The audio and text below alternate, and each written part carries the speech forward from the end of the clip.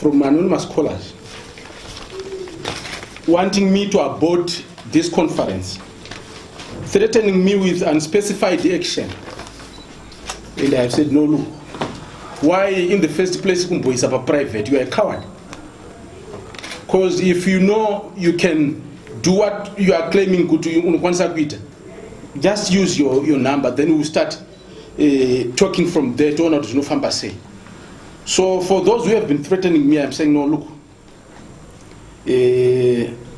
I know you can do nasty things on me, including physical harm, even arresting me, even killing me.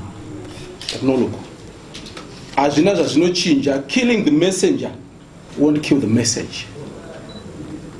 So I'm just here on behalf of so kana inini muchindipfudza fine, but even death will not stop me, because I think I will serve the cause better andiri kumakuva